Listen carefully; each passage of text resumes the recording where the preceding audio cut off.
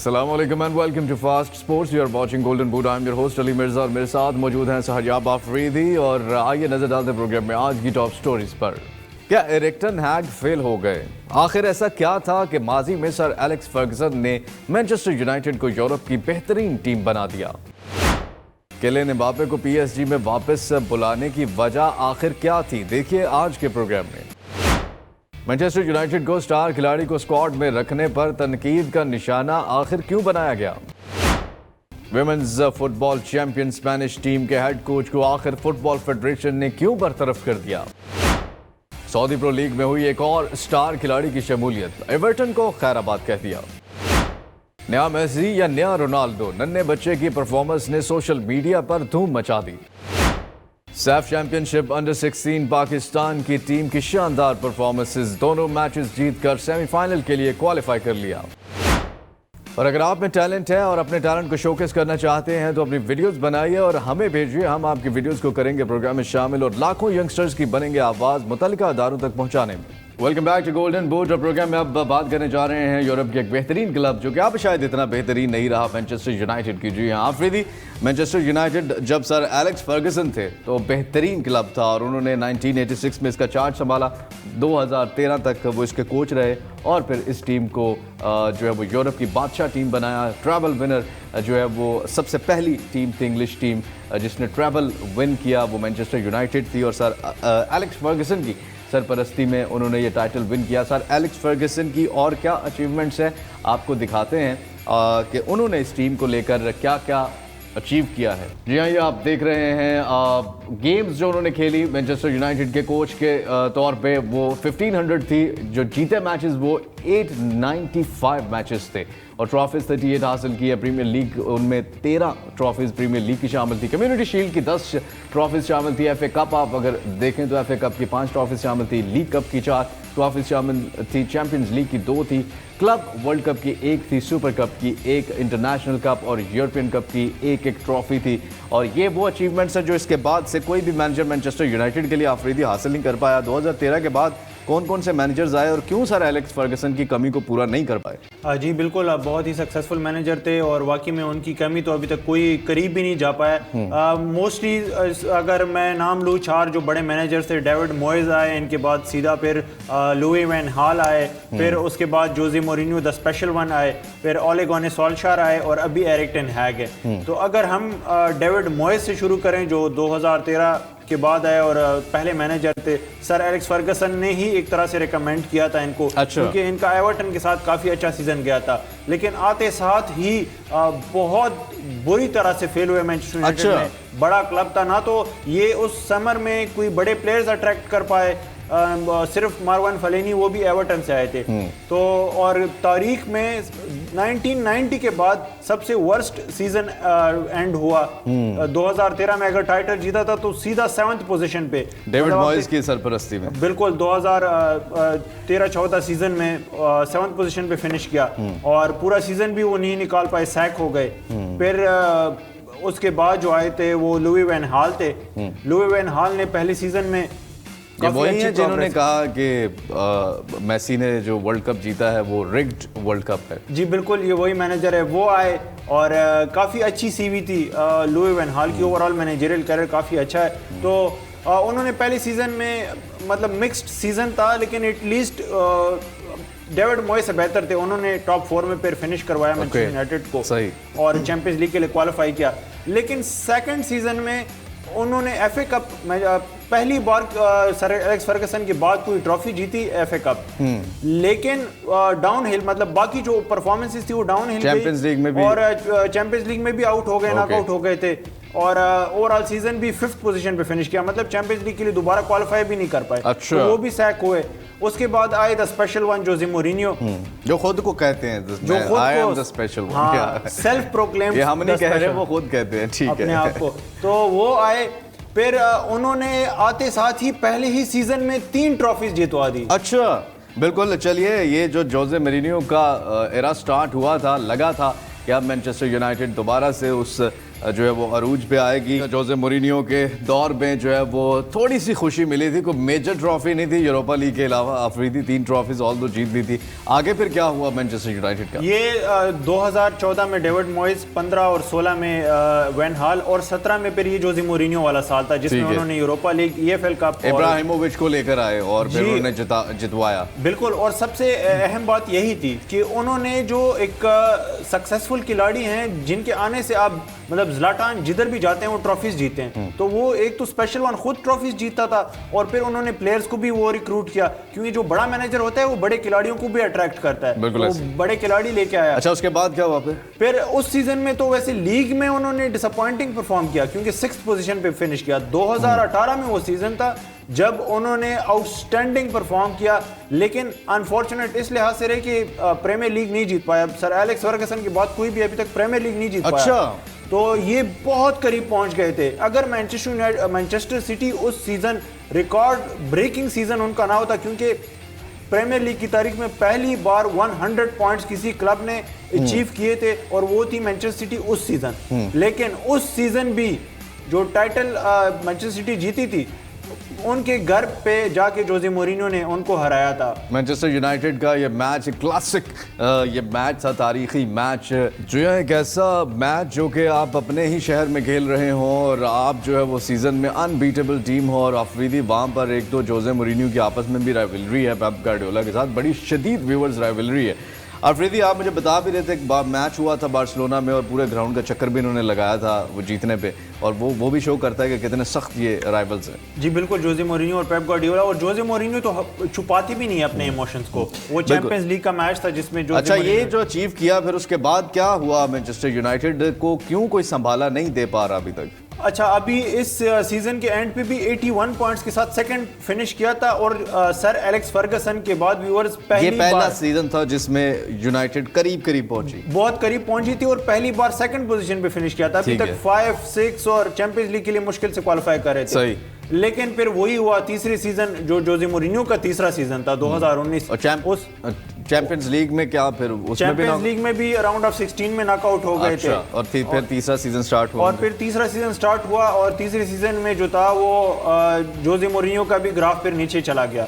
और 6th position पे उन्होंने पूरे सीजन में फिनिश किया और सीजन के एंड होने से पहले ही जोसे मोरिनियो को 20 सीजन में, क्योंकि वो मैचेस जीत नहीं पा रहे थे तो सैक कर दिया गया था और केयर टेकर में आए थे ओले गुनार सोल्शायर। ओले गुनार सोल्शायर जो हैं वो एक लेजेंडरी स्ट्राइकर है मैनचेस्टर यूनाइटेड के और सर एलेक्स फर्गसन के अंडर खेल चुके थे। सही। तो उन्होंने केयर टेकर में बहुत अच्छी रिस्पॉन्सिबिलिटीज निभाई और मुसलसल 12 मैचेस में अनबीटन रहे थे, तो उनको फिर परमानेंट मैनेजर बना दिया गया और पहले सीजन में उन्होंने तीसरे पोजीशन पे फिनिश किया। फिर दूसरे सीजन में दूसरी बार जोसे मोरिनियो की तरह, जोसे मोरिनियो ने पहली बार सेकंड पे यूनाइटेड को फिनिश करवाया था, इन्होंने दूसरी बार सेकंड पोजीशन पे फिनिश करवाया और करीब पहुंच गए थे, लेकिन तब भी टाइटल नहीं जीत पाए। अब इनका भी तीसरा सीजन वही हुआ कि स्लम्प आया, तीसरे सीजन में ये वापस 6th पोजीशन पे चला गया और अपनी नौकरी से हाथ धोना पड़े। कुछ बीच में कुछ महीनों के लिए ये वो सीजन था 2022 का जब क्रिस्टियानो रोनाल्डो आया था। ओवरऑल मैनचेस्टर यूनाइटेड का ग्राफ तो बहुत नीचे चला गया था, लेकिन रोनाल्डो ने वो एक उम्मीद फैंस को दे दी थी कि कुछ हो सकता है। वो जिसे और ये कहते हैं ग्लेजर्स फैमिली के पास अभी तक, हाँ, फेस सेविंग जिसे कह सकते हैं। वैसे ग्लेजर्स फैमिली 2005 में टेक ओवर कर चुकी थी और 2013 तक जोसे एलेक्स फर्गसन के साथ उनका काफी अच्छा बॉन्ड भी बन गया था। और अभी एलेक्स फर्गसन के ऊपर भी क्रिटिसिज्म हो रहा है कि आप क्योंकि ग्लेजर्स फैमिली के अगेंस्ट क्यों नहीं बोलते, क्योंकि अगर उन्होंने आके बोलना शुरू कर दिया ना तो फिर वो उनकी जो वर्ड्स है ना वो बहुत स्ट्रांग है। बिल्कुल ठीक। अच्छा, फिर क्या हुआ फिर आगे? फिर 2022 में फिर ओले गुनार सोल्शायर भी गए, राल्फ रैनिक कुछ टाइम के लिए आए लेकिन वो उनको भी सैक किया गया और फिर एरिक टेन हैग को परमानेंट अच्छा, ये जितने नाम भी थे ये सारे सर एलेक्स फर्गसन के ही दिए हुए थे? नहीं, इसमें सर एलेक्स फर्गसन का इन्वॉल्वमेंट जरूर होती है क्योंकि उनकी भी से होती है, खास करके डेविड मॉइस तो उनकी अपनी अपॉइंटमेंट है। बिल्कुल ठीक। अच्छा, ये जो एरिक टेन हैग जो है इसमें भी सर एलेक्स फर्गसन की जो है वो से है? जी बिल्कुल, क्योंकि अभी वो मेंटोर है ना क्लब के और परमानेंटली वो उनको पे किया जा रहा है मैनचेस्टर यूनाइटेड की तरफ से और अभी क्रिटिसाइज भी इसी वजह से हो रहे हैं कि क्योंकि वो ग्लेजर्स से तनख्वाह लेते हैं तो ग्लेजर्स के अगेंस्ट क्यों नहीं बोलते। फैंस को थोड़ा सा सर एलेक्स फर्गसन पे भी अब हो गया। तो ये एरिक टेन हैग आए थे, बड़ी उम्मीदें थी कि अब यूनाइटेड कुछ करेगी, लेकिन कुछ नहीं कर पा रही। उन्होंने तो लड़ाइयां की हैं प्लेयर्स के साथ। नहीं, वैसे अगर मतलब आप क्योंकि क्रिटिकल बहुत हैं लोग, लेकिन अगर आप देखें सर एलेक्स फर्गसन 96 में आए थे, 1996 में उन्होंने 1992 तक कोई टाइटल नहीं जीता और उनको टाइम मिला तो उन्होंने फिर ये सारा कुछ अचीव किया। मुझे लगता है कि अभी जो सर एलेक्स फर्गसन जब से गए हैं ना तो पेशेंस कम है उनको भी, उनके ऊपर भी तलवार लटक रही थी सैकिंग की। हर सीजन लग रहा था कि अब इस सीजन गए सर एलेक्स फर्गसन, इस सीजन गए, मतलब 1991 तक ऑलमोस्ट हर सीजन यही बात हो रही थी कि सैक हो जाएंगे, लेकिन बच रहे थे और फिर एफए कप जीता और 92 में फिर जब उन्होंने प्रीमियर जीता, फिर 93 में भी जीता, फिर उसके बाद सर एलेक्स फर्गसन ने टॉप 4। तो आपको लगता है एरिक टेन हैग को भी वो वक्त चाहिए अभी 3-4 साल? इवन जोजे मोरिन्यो के बारे में लोग कहते थे कि अगर जोजे मोरिन्यो को थोड़ा सा ये 4th ईयर भी दे देते तो क्योंकि जोजे मोरिन्यो की स्पेशलिटी ये है कि वो लीग्स जितवाते हैं, वो चैलेंज लेते हैं वो जब इस तरह की सिचुएशन में। हाँ, तो अब एरिक टेन हैग ने क्योंकि कंपैरेटिवली बहुत अच्छा परफॉर्म किया है, अब देखिए उन्होंने टॉप 4 में भी फिनिश करवाया और एक एटलीस्ट एक ट्रॉफी भी जीतवाई है। बिल्कुल ठीक। और जितना क्राइसिस एरिक टेन हैग के, अब हम क्रिटिसाइज तो कर रहे हैं कि उन्होंने प्लेयर्स के साथ अच्छा रवैया नहीं इख्तियार किया, लेकिन जितना एक कैटास्ट्रॉफी है अभी करंटली जो केओस मैनचेस्टर यूनाइटेड में है, मैंने ओनरशिप का कोई पता नहीं चल रहा, फाइनेंशियल क्राइसिस का शिकार है, प्लेयर्स के आपस में मसले थे जब एरिक टेन हैग गए थे, तो उन्होंने इतने ज्यादा मसलों के बावजूद पहले 2 मैचेस भी हार गए थे, वो भी छोटी टीमों से, नॉटिंघम फॉरेस्ट और ब्रैंटफोर्ड से तो 4-0 हार गए थे, तो उसके बावर में से निकाल के फिर टॉप 4 में लेके आना। तो आपको यह नहीं लगता है कि एरिक टेन हैग के हाथ में जो है वो सिक्योर है मैनचेस्टर यूनाइटेड अभी आने वाले वक्त में? मुझे पर्सनली लगता है कि उनको थोड़ा सा टाइम और स्पेस देना चाहिए जिससे हमें रिजल्ट्स नजर आएंगे। यार एनीवेज चैंपियंस लीग के लिए क्वालिफाई किया हुआ, लेट्स सी इस साल क्या परफॉर्मेंस देंगे। ग्रुप स्टेजेस भी अनाउंस हो चुके हैं और हम आपके साथ वो डिटेल में शो में उसके ऊपर पूरा डिटेल शो कर चुके हैं। यहाँ पर एक छोटी सी ब्रेक का वक्त है। Welcome back to Golden Boot और यहाँ पर प्रोग्राम में शामिल करेंगे गोल्डन बूट लेटेस्ट क्या चल रहा है फुटबॉल की दुनिया में, क्या खबरें हैं। सबसे पहली खबर बहुत ही इंटरेस्टिंग और बहुत ही ज़बरदस्त है और वो है किलियन एम्बापे के हवाले से। Kylian Mbappe has agreed to give up his loyalty bonus of 100 million to PSG so he can play again। Afridi वो क्या कहते हैं कि सामने आ ही गया वो जो मुलाकात थी, और बॉसेस जो होते हैं अगर आप उनको पैसे छोड़ दें तो वो काफ़ी खुश हो जाते हैं। इनको नहीं खिलाया जा रहा था और उस वक्त यही बात सामने आई थी कि ऐसी क्या कंडीशन होगी जिस पे जो है वो खेलने के लिए राज़ी हो गए नासिर अल खलीफी, और उसके बाद ये तो तय है कि इन्होंने जाना है, लेकिन इस साल तो अब कहीं नहीं जा रहे। जी बिल्कुल, और वो ये खुद भी कह रहे थे कि मुझे इस साल मैं नहीं जाऊंगा, PSG में ही रहूंगा और अगले साल फ्री में जाऊंगा रियल मैड्रिड। बोनस मैटर नहीं करता आई थिंक सो इनके लिए। हाँ, और अच्छा इस चीज़ से जो सबसे बड़ी चीज़ व्यूअर सामने आई है कि क्योंकि मोस्टली लोग अभी इनके ऊपर क्रिटिसाइज कर रहे थे कि ये जो है PSG को प्रेशराइज कर रहे हैं ताकि PSG जो है इनके पैसे बढ़ाए, इनकी सैलरीज बढ़ाए। अगर पहले तो अगर ये पैसों के पीछे होते तो ये छोड़ते ना, सऊदी लीग चले जाते। दूसरी बात ये कि ये सबसे बड़ा एविडेंस है जो अभी लकीब पे ये रिपोर्ट आई है, तो यानी वो जो मीटिंग हुई थी नासिर अल खलीफी की और किलियन एम्बापे की, जिसमें गर्मा गर्मी भी हुई थी कि नासिर खलीफी ने व्यूवर्स ये कहा था कि मैं फिर देखता हूँ तुम्हें कौन खिलाता है, और उन्होंने भी कहा था कि मैं भी फिर देखूंगा कि दुनिया का इतना बड़ा जो है वो प्रेसिडेंट या CEO जो है वो एक ऐसे खिलाड़ी को होते हुए भी ना खिलाए, ये उसकी बेवकूफ़ी है। और उसके बाद फिर दैट मीन्स के उन्होंने इस शर्त पे जो है वो माने कि जी आप ये अपना बोनस छोड़ें और अगले सीज़न जाएं, और अगले सीजन की कोई बात नहीं अभी आई, अभी तक यही है ये सामने। हाँ, लेकिन मसला ये है कि PSG को तो पैसों का ही इशू है। PSG इसीलिए तो उनको कह रही थी कि आपको हम नहीं खिलाएंगे कि क्योंकि अगर आप फ्री में जाएंगे तो हमें बहुत डैमेज होगा, बहुत लॉसेस होंगे। ऑलरेडी जो हैं वो क्योंकि ये जो सीज़न था जो अभी ये पूरा खेलेंगे 31 जुलाई तक जो था कि अगर वो मतलब एक्सटेंड ना करते तो इनको इस सीज़न के लिए लॉयल्टी बोनसेस मिलते हैं। इनके कॉन्ट्रैक्ट में लिखा हुआ था कि हम आपको लॉयल्टी बोनस देंगे अगर आप हमारे साथ पूरा जो कॉन्ट्रैक्ट का टेन्योर है ना वो पूरा करेंगे। तो अब वो एम्बापे को मिलना था, तो वो क्योंकि PSG ऑलरेडी जो थे अगर अगले सीजन ये फ्री भी जाते हैं, साथ में बोनसेस के पैसे भी ले जाते हैं, इतनी तनख्वाही भी ले जाते हैं, उनका फाइनेंशियल जो है बहुत ज्यादा क्राइसिस होना था। तो फिर एम्बापे ने कहा कि मैं आपका फाइनेंशियल क्राइसिस नहीं करना चाहता, ना मैं ये चाहता हूँ कि मेरी वजह से प्लेयर्स आप बेचें और लोगों की नौकरियां दाव पे लग जाए। बोनस जो है वो उसको खत्म। हाँ, तो उन्होंने बस अपने सारे बोनसेस को चलिए लेट्स सी इस खत्म करने पे जो है वो नेक्स्ट अब क्या पेशरफ्त होती है, क्योंकि पहले खिला ही नहीं रहे थे ना कि एम्बापे को वो कह रहे थे कि इस सीज़न अगर यहीं पे रहते हैं तो हम खिलाएंगे नहीं। एटलीस्ट ये बोनसेस वापस करने पे एक मामला हल हुआ थोड़ा सा, कि अब एम्बापे खेलते हुए नजर आएंगे, बल्कि ना सिर्फ खेलते हुए नजर आएंगे, पहले ही मैच में जो PSG का हुआ उसमें उन्होंने विक्ट्री भी दिलवाई है PSG को।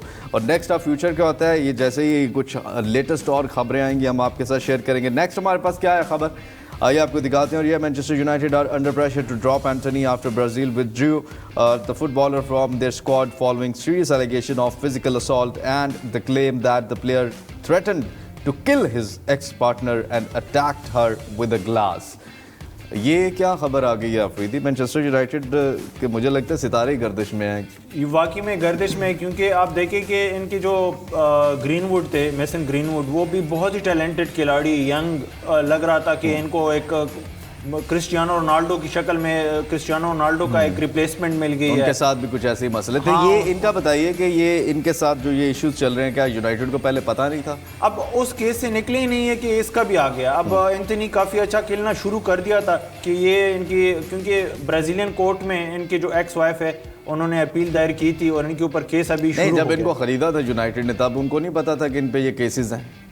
तब केस रजिस्टर नहीं हुआ था, तो अच्छा। शायद यूनाइटेड को इतना, क्योंकि इतना आइडिया नहीं होता। लेकिन ये है कि अभी केस क्योंकि रजिस्टर हुआ है तो अभी कोर्ट ने इनके ऊपर इन्वेस्टिगेशन शुरू की है। तो ब्राज़ीलियन एफए ने भी फॉर द टाइम बीइंग, जब तक इनका नाम क्लियर नहीं हो जाता तो उनको ड्रॉप कर दिया। तो अब यूनाइटेड के ऊपर प्रेशर है कि अगर ब्राज़ीलियन एफए, जो कि इतना इन चीज़ों को सीरियस भी नहीं लेते, उन कंट्रीज़ में इतना सीरियस नहीं लिया जाता जितना यूके में लिया जाता है, तो आप तो ड्रॉप ही करें। और जिस तरह ग्रीनवुड को उन्होंने जाने दिया, इनको भी ड्रॉप तो एटलीस्ट करना बनता है फिर। चलिए लेट्स सी, अगर ड्रॉप करते हैं तो नेक्स्ट कौन सा प्लेयर है जो इनकी जगह पर आएगा और यूनाइटेड को सहारा देगा। नेक्स्ट हमारे पास क्या है, नेक्स्ट आपको दिखाते हैं। और ये है हॉर्हे Vilda has been sacked as the coach of the Spanish national team after the meeting with the acting Reef president Pedro Rocha. Afridi Spanish जो है वो उनकी तरफ से काफ़ी सोशल मीडिया पे भी और हमने भी प्रोग्राम में शामिल किया था, ये खबरें आ रही थी जो है कि वो हरासमेंट के कुछ इश्यूज चल रहे थे कि हरास किया गया है। इन्होंने तो हरास नहीं किया था, तो इनको क्यों सैक कर दिया? जिन्होंने किया था उनके साथ यकजहती दिखाने के लिए और उनकी बातों पे जो है वो यस कहने के लिए इनको अपनी नौकरी से, हालांकि बाद में इन्होंने रिट्रैक्ट कर लिया था लेकिन तब देर हो चुकी थी।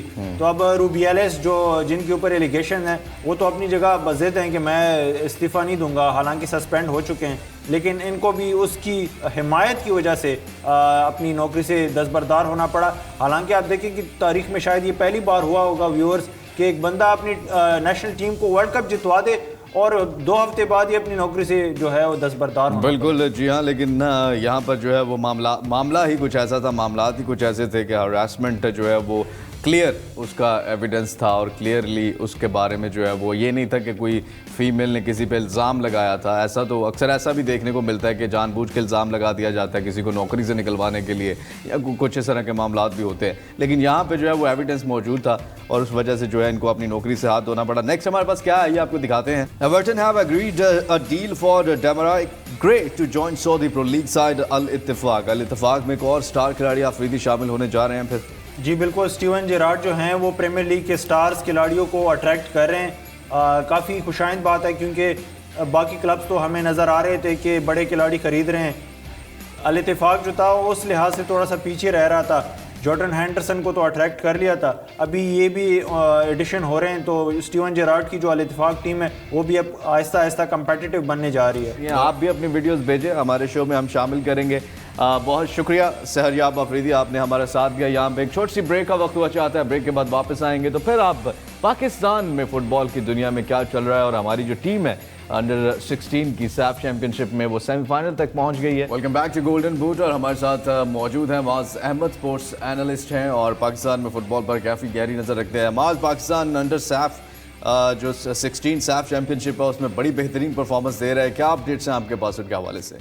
जी, सेमीफाइनल तक तो पाकिस्तान की रसाई मुमकिन हो चुकी है और जो दोनों ग्रुप मैचेस हैं मालदीव के खिलाफ और भूटान के खिलाफ, मेज़बान के खिलाफ, दोनों में शानदार कामयाबी है, आपके सामने सब कुछ। जी तो आपको बताते चलें कि भूटान के अगेंस्ट जो है वो 1 के मुकाबले में 2 गोल से पाकिस्तान ने मैच जीता है और मालदीव के अगेंस्ट ब्रिलियंट परफॉर्मेंस 0 के मुकाबले में 3 गोल से मैच जीता है मालदीव के अगेंस्ट। और अब सेमीफाइनल में पहुंच चुका है पाकिस्तान अंडर 16 की टीम और ये वही टीम है व्यूवर्स जिनके बारे में हम कह रहे थे कि NOC जारी नहीं किया जा रहा था और आखिरी रात को इनको कह दिया गया था कि आप चले जाओ और हमने काफ़ी तनकीद भी की थी तो अब देखें आप महरूम हो जाते ऐसी परफॉर्मेंसेस से अगर आपके अपने ये जो फेडरेशन और नॉर्मलाइजेशन कमेटी और स्पोर्ट्स बोर्ड के अगर मसलों में रह जाते, तो कितना ज़बरदस्त जो है वो खुशी की एक उम्मीद हमें नज़र आई है। और लेट्स सी पाकिस्तान ने कैसी परफॉर्मेंस देता है। किस तरह से देखते हैं आप इन दोनों मैचेस को? क्लिनिकल परफॉर्मेंस थी पाकिस्तान की, आपको लगता है कि मुखालिफ टीमें ही थोड़ी सी कमज़ोर थी और उसका भरपूर फ़ायदा उठाया?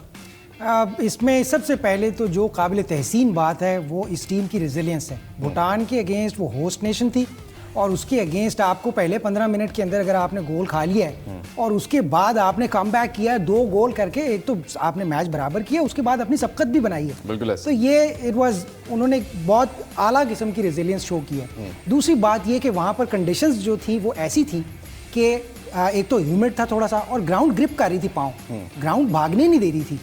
बाज़ दफ़ा ऐसी कंडीशंस होती हैं कि आपको एनवायरनमेंट की वजह से बड़ा फील करना पड़ता है। बार बार मैच के दौरान ये देखा जा रहा था कि प्लेयर्स वर डाउन और उनको वो फर्स्ट एड या जो भी उनको पानी वगैरह इसकी ज़रूरत पेश आ रही थी, जिसकी वजह से पता चल रहा था कि कंडीशंस जो हैं वो टफ हैं, इसमें खेलना आसान नहीं है। दूसरा अंडर द लाइट्स था, वो आपने देखा है मालदीव के अगेंस्ट, भूटान के अगेंस्ट। तो मैं यही कहना चाहूँगा कि जो कैप्टन ने स्कोर किया और उसके बाद सुभान करीम, I'm so sorry, पहले मैच में सुभान करीम ने गोल स्कोर किया। इसने दोनों मैचेस में गोल स्कोर किया। अच्छा। This young talent is from Gwadar. Okay. और इसने दोनों मैचेस में गोल स्कोर किए हैं। पहले मैच में भी इसने उबैदुल्ला के बाद उबैदुल्ला ने कॉर्नर पे हेडर पे कन्वर्ट किया और फिर इसने डी में जाके गोल किया, बड़ा शानदार गोल किया and I was really happy to watch that. उसके बाद अगर दूसरे मैच की बात की जाए तो बड़ा नोटिसेबल डिफरेंस है।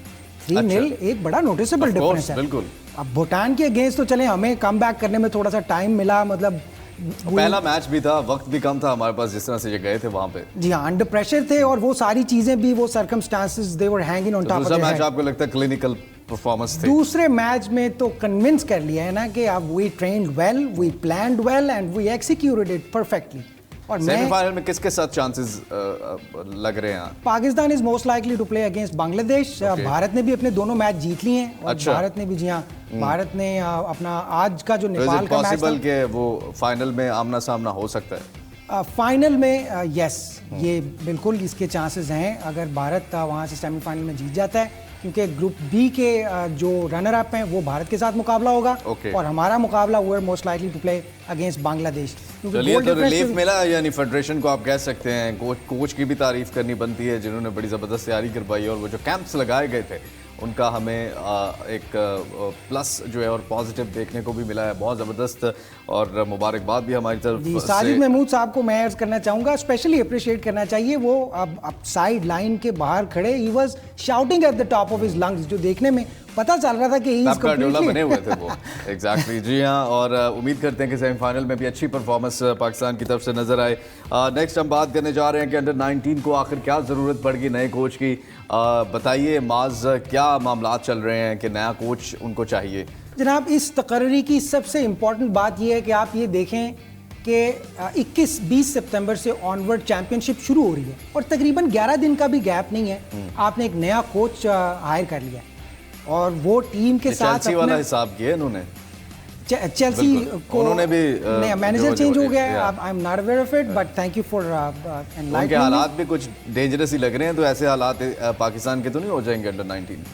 इस तकर्री को लिया भी इसी तरह जा रहा है। एक तो सबसे पहली बात यह है कि उनकी काबिलियत पर तो किसी को शक नहीं है। अच्छा। कि वो ब्रिटिश नेशनल हैं, शादाब इफ्तिखार साहब इनका नाम है और इससे पहले का हमारे पास उनका अभी कोई historical data we were not able to find, but उनके जो क्रेडेंशियल्स हैं वो इतने स्ट्रॉन्ग हैं कि उनको ये जिम्मेदारी सौंपी जाने का कोई इस पर कोई एतराज़ नहीं कर सकता था।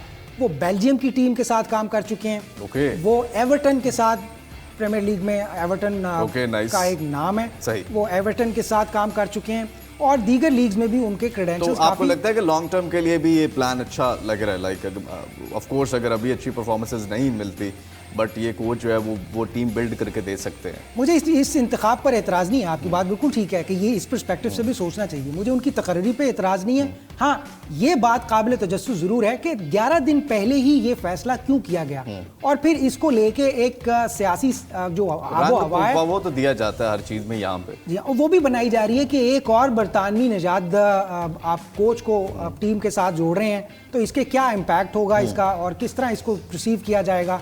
तो ये सारी बातें भी दे कम इनटू प्ले। लेकिन मुझे ये लगता है कि अगर वो इतने तजुर्बे के साथ पाकिस्तान अंडर 19 टीम की तरबियत करने में उनकी तकरीरी की गई है, तो मुझे लगता है कि अंडर 19 टीम भी इसी तरह आउट परफॉर्म कर देगी दीगर टीम्स को और हैरान कर देगी।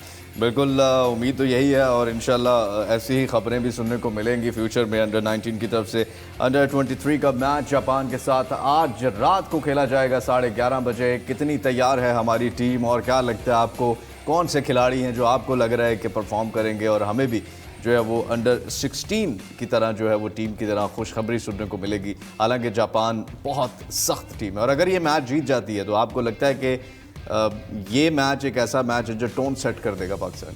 डेफिनेटली इसमें कोई शक नहीं है। ट्रेनिंग की तरफ देखा जाए और ओवरऑल मोरल देखा जाए तो पाकिस्तान अंडर 16 लेवल पे, अंडर 19 लेवल पे, अंडर 23 लेवल पे they are in an absolutely sublime form.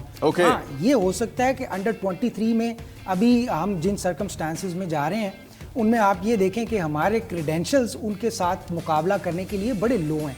एक 20वें नंबर की टीम है और एक 200वें नंबर की टीम है। exactly. तो लेकिन हमारे पास जज्बा है। एक ही सिफर का फर्क एक सिफर का फर्क है, लेकिन वो बहुत it's making a lot of difference.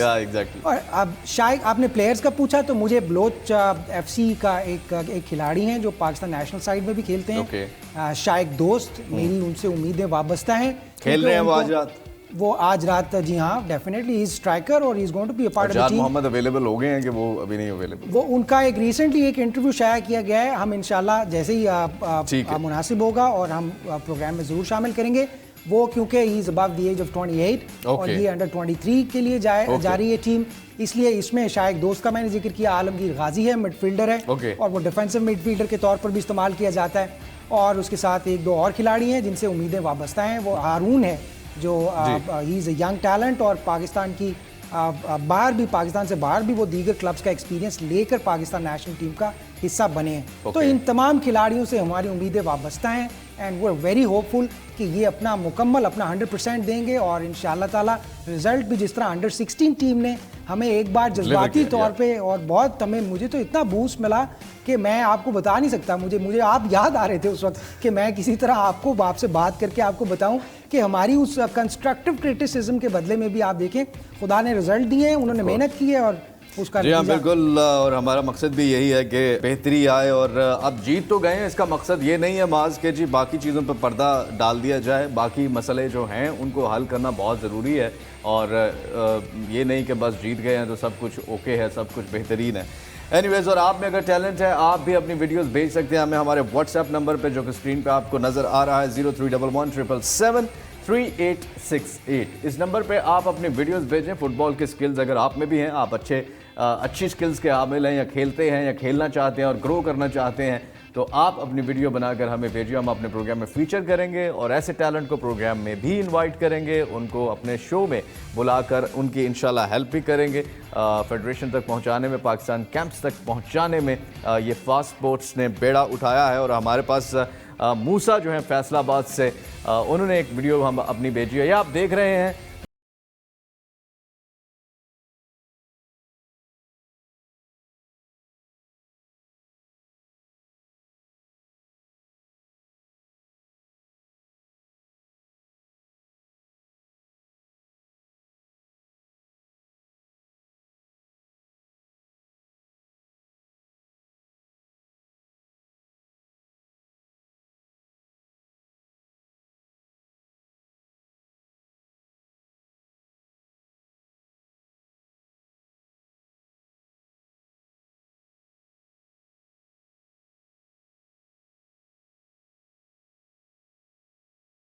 या exactly, you are getting there और उम्मीद करते हैं कि आप इसको कंटिन्यू रखेंगे, हालात कुछ भी हो आप कंटिन्यू रखेंगे। बहुत शुक्रिया माज, आपने हमें ज्वाइन किया।